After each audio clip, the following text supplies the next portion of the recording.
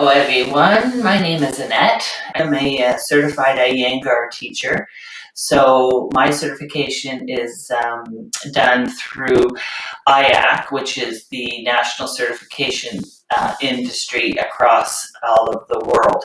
So I could teach in Canada, I could go to the States, I could go to any European country and across the world and teach. So it took me 3 years. So it takes everyone 3 years of vigorous training before you can apply for your credentials for a certified Iyengar teacher. So I did that, which was the most eye-opening and learning and humbling experience of my life. I'm now also part of Hospice Vaughan, which is really nice. As a student, I'm finishing my master's in counseling psychology shortly.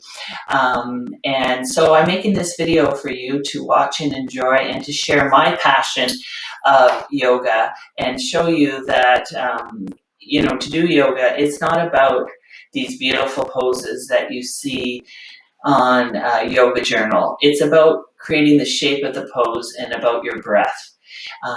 And so it's a connection of the physical and the mental and the emotional body all in one. So you shouldn't be straining ever when you do yoga.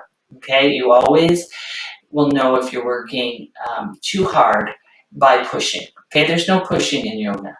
There is a breath that comes in a shape of a pose. So each pose has its shape, and you want to think about creating that shape of the pose, not getting into the full posture of the pose by pushing and exerting yourself to a place where you're not feeling light. Okay, so basically, I'm going to teach you a few poses that you can do on a chair. So one of the things I want to talk about first is everyone's feet. Okay, so your feet have 3 arches. They have an arch here, they have an arch here, and they have an arch here. So we always focus a lot on this inner arch, and we say, okay, well, I have flat feet. There's actually no such thing as flat feet, but we create flat feet by allowing this arch to fall down like this, okay? So we must use this arch, which is your toe mounds, this arch, and this arch equal. Okay, so I just want you to sit on a chair. You can use any chair. I happen to have a metal chair that I'm using, but it's not important really the type of chair you have, just that it has a backrest. And that when you're seated on the chair, you can sit away from the back of your chair and get your feet planted firmly on the ground. So this ground element is crucial because it allows you to become still and to take that grounding in. So you want to think about roots of a tree. Okay, if the tree didn't have roots, it would fall over. Okay, but you want to ground yourself to that earth element. That earth element allows you to still your physical body. The breath allows you to still the mind. Okay, so all these thoughts are coming in, different thoughts, and you want to use your breath to be the mindfulness practice that you're doing. So if you meditate and you just say, I'm just going to just lie here and whatever happens, happens, and I hope that I relax, it's not going to happen for you because the brain doesn't work that way. You have to focus the brain on something, and we have this gift of our breath. And most of us, me included, go through our day and we don't utilize the breath as well as we can. We don't know our breath.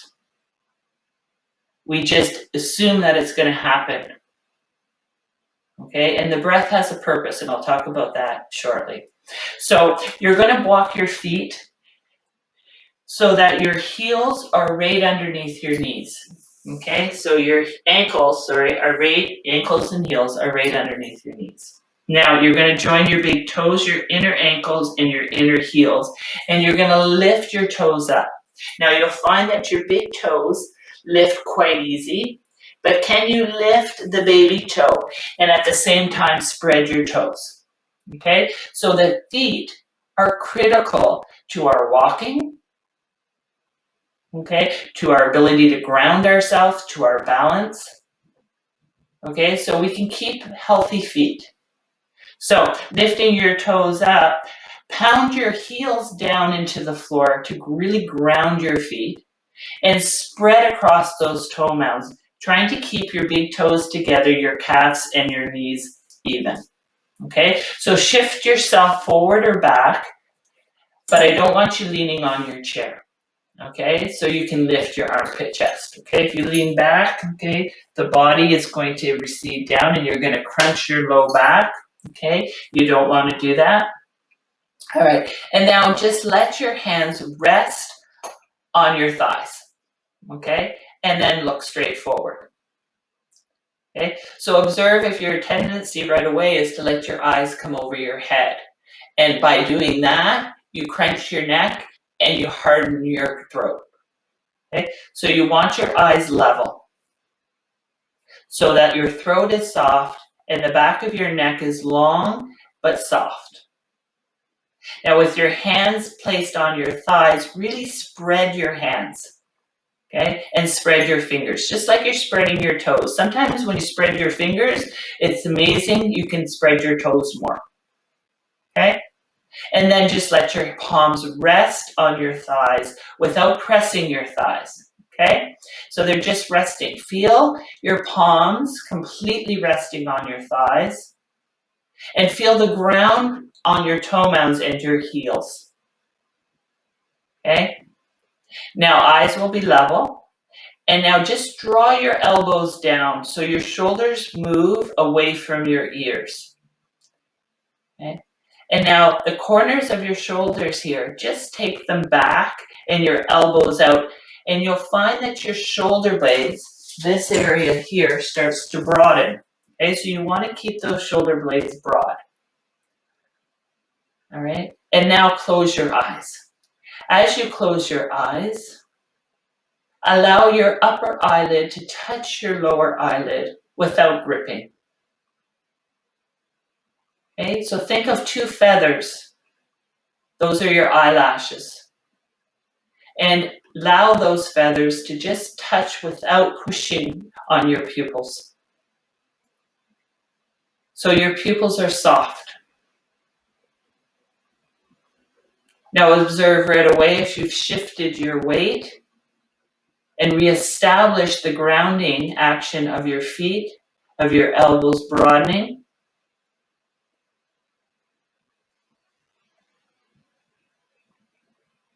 And now you're going to observe your breath.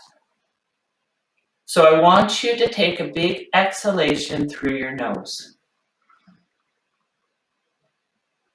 And then wait. Your body will tell you when to breathe in through your nose. So the breath in yoga is in and out through your nose.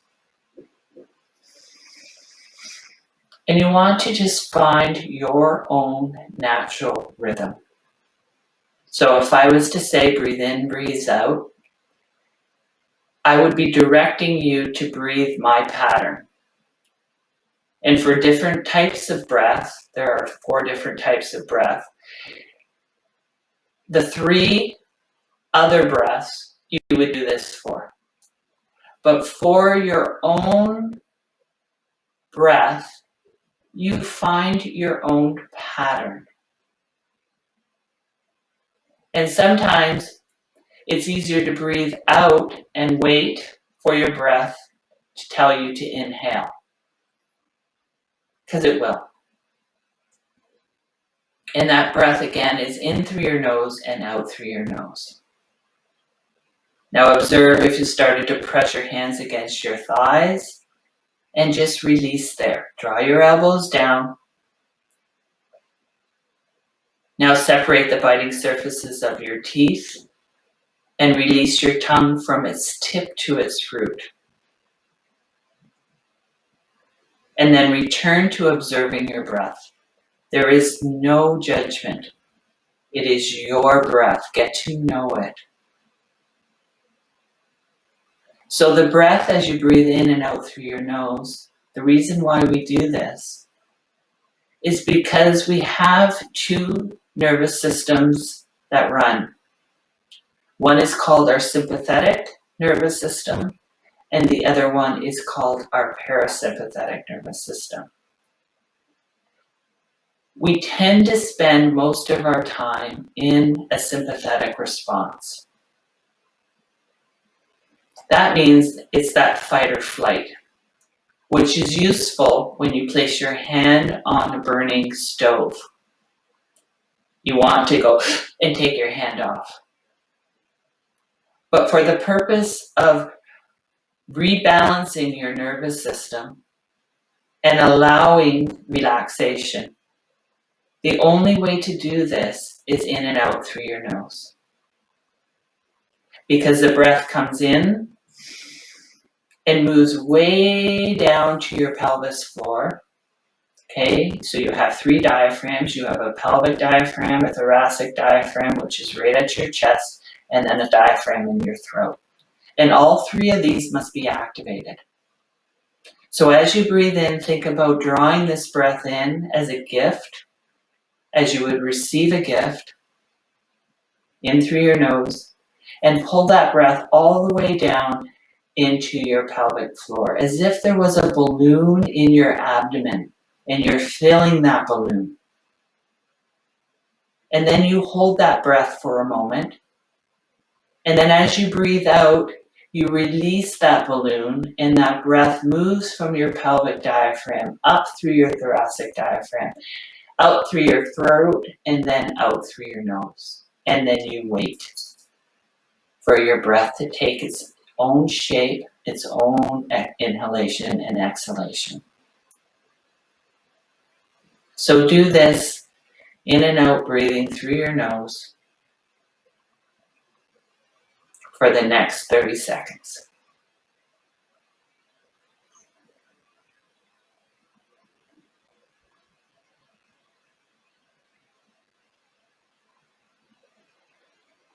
Keep releasing your hands. Releasing your eyes. Releasing your shoulders. Broadening your elbows and focusing on your own breath in and out through your nose. So it's a slow, soft inhalation and a slow, soft exhalation.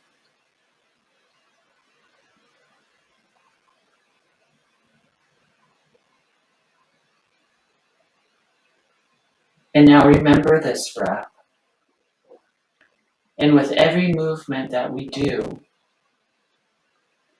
okay, we exhale. And every lengthening that we do in yoga, we inhale. So as you open up your eyes, you want to keep your eyes soft. So as you open your eyes, think about looking from behind your eyes and just let your arms now rest at your side. And take with you this slow, soft inhalation and slow, soft exhalation. And with your eyes open now, focus on that.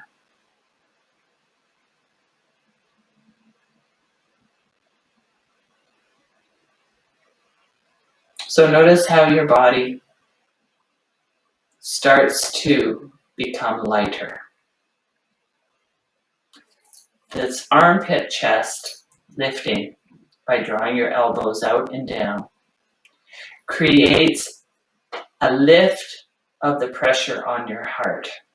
Okay, so we often see this, okay, as we age, and we want to see this lifting of the chest without pushing your front ribs forward. So for a moment, I'm just going to get everyone to take their chin down, and you move your front ribs into your body, your back ribs towards your front ribs, and then just lift your eyes up and roll your shoulders back and away from each other.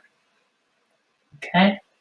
Now you're going to take your hands to the sides of your chair and hold on. Okay? Now, the sides of your hips here must stay down. And this is your pubic bone down here, okay? And you just lift your pubic bone up millimeters as you take your hands down to the chair and hold on. Okay, so your front ribs again stay in, your back ribs stay in, and it's this pulling of your navel in and up behind your spine that allows your back, your sacrum to broaden. So keep your feet grounded, holding on to the chair, draw your elbows back. And you know, when we talk about, if you know yoga, we call the first pose mountain pose, which is called Tadasana. So in the chair, you do Tadasana. This is your Tadasana. You press your toe mounds down, you press your heels, you squeeze your knees, you pull on the chair, you lift your chest, you draw your elbows out. Okay, navel in, pubic bone lifts. Now from here, you're going to extend your arms up in line with your ears as much as you can.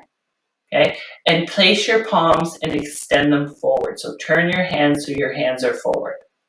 Okay, now as you turn your hands to face each other, you don't just turn at the wrists. Okay, you turn your shoulders. Okay, so you roll your back of your arm in towards your ears. Okay, you roll it in towards the ears, but your shoulders don't come up. Okay, you have to move them away, but you're rolling and you're extending, reaching through your middle finger, spreading your hands, and then arms down. Now, take your hands out in front of you, interlace your fingers, extend your thumbs up, but really get your baby finger as much into that webbing as you can and straighten your elbows. Now, once again, press down into your toe mounds, your heels. Okay, straight elbows. And turn your palms now to face away from you.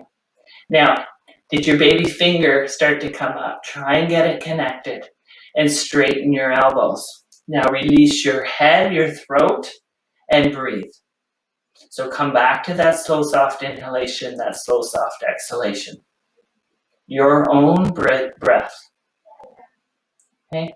Now, with an exhalation, extend your arms up. Turn your palms towards the ceiling and extend your thumbs. If they only come to here, that's okay. You just press your palms away, extend your thumbs, straight elbows. Remember, it's about the shape of the pose. If you can get your arms up and turn your palms towards the ceiling, that's awesome too. But did you throw your front ribs forward? Draw them back and then release. Now you're going to do a twist. So first I want you just to kind of twist to the right and to the left. Okay? You'll notice that you're turning where your turning is. Okay? So how far to the right can you go and how far to the left you can go. And notice when you turn, your knees will just automatically move with you. So you have to maintain this grounding. So you press your toe mounds, you press your heels, you squeeze your legs together. You're going to take your left hand across and turn your palm up along your left thigh here. Okay? Now this arm rolls away from you. It rolls away from you and your eyes stay level. You're going to take your right hand up and then extend it back and hold on to the back of your chair. So if you see here, I've got my hand hooked on the back of my chair. Okay, and I draw this elbow up towards the ceiling. Okay, so one hand is across my thighs, one hand is back. Okay, now observe what happens. Your knees probably went like this. So you have to press your toe mounds, press your heels, and squeeze your knees together. Now, when you turn to the right, it's your left hip that must stay grounded. Okay, so press your hand against your left hand against your leg, spread your palm, okay? Draw your left shoulder down, lift your right elbow up, And then you create space and breadth across the back of your shoulder blades. Now, squeezing your knees together. On an inhale, you're going to inhale and just lengthen up towards the ceiling. Eyes level. So the last thing that turns in a twist is your head. Okay? So you're going to inhale, lengthen up, and the first turn is just through your hips. It's a small turn. So inhale, lengthen up. Exhale, just turn through your hips. Keep your knees together. Keep your left hip down on the chair. Inhale, lengthen up. Now you exhale through to your ribs. Notice if you started to turn your head should still be in front of you. Inhale, lengthen up. And now your head can slightly start to turn to the right as you turn your shoulders. Now broaden your elbows out. And you want to think you're not going forward. You're not pulling back. You're lengthening up towards the ceiling. Inhale, lengthen again. And now you turn everything behind you. Okay? Really descend your left hip. Squeeze your legs. And now release. Bring your hands back to your legs and observe what is the difference between the right and the left side. Okay? So how far can you go to the left now? How far can you go to the right? You should find that you can go a lot more to the left. Okay, squeezing your legs, pounding your heels down. Take your left hand, bring it across your left thigh. Take your right hand, place it behind you on the chair. Okay? And broaden across your shoulder blades. Eyes in front. Squeeze your knees. Press your toe mounds down. Pound your heels down. Descend your right hip. Inhale, lengthen up. Exhale, you're going to slightly turn through your hips. Okay, so keep your knees together. Inhale, lengthen up. Exhale, turn through your ribs. Eyes are still front facing. Broaden your shoulders. Inhale, lengthen up. Exhale, now you can start to turn your shoulders and your head comes with you. Pound your heels. Press your toe mounds, descend your right hip. Inhale, lengthen up again towards the ceiling. And exhale, turn everything behind you. No strain in your neck, but broaden your shoulder blades and feel the length in your ribs. That's what you're trying to create. The length of the twist is to wring out the organic body and then release. Now feel how far you can go to the right and to the left. Okay? And now just sit yourself back on your chair. Place your palms down. And then close your eyes and come back to that breath you had at the beginning of your practice. So allow your eyes to close like feathers. Let your elbows feel as if they have weights on them, and let them move your shoulders away from your ears. And be still and quiet here now with your breath. Observe your own breath. Once again, if you have a hard time finding your breath, breathe out. And then wait and let your breath come in.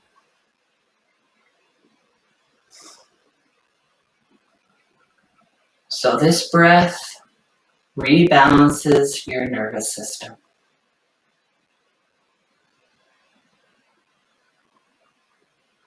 And be here.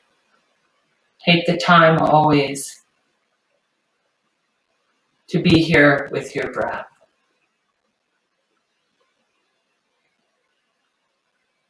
Now, one of the things I'm going to add about the breath before I sign off is sometimes it's easier to maintain the mindfulness of your breath by adding characteristics to your breath. So when you breathe in through your nose, observe that the breath is colder, so you can feel it in your nostrils. And then as you breathe out, that your breath is warmer. So can you observe this? Another way of keeping the focus on your breath is as you breathe in, notice how your ribs expand. And as you breathe out, how your ribs go in. So all of these characteristics will allow you to maintain a focus on your breath. As thoughts come into you just gently nudge yourself back to your breath. You don't follow the thought, but you also don't tell that thought to go away. You just acknowledge that you have a thought and then nudge yourself gently back to your breath. So I'm going to say thank you to all of you. I hope you enjoyed the practice, and namaste.